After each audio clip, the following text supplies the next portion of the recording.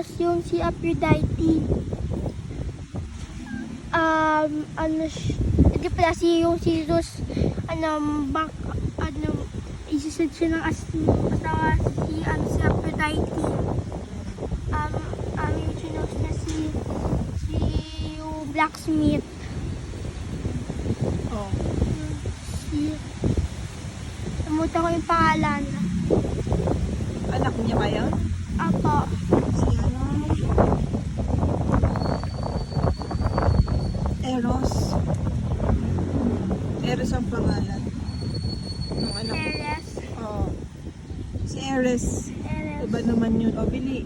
Hindi pala yung blacksmith. Sabi niya, gawin mo ng magandang jewels. Gawin mo yung gusto niya.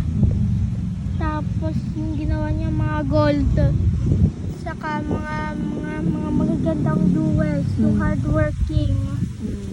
Yun nga. Tapos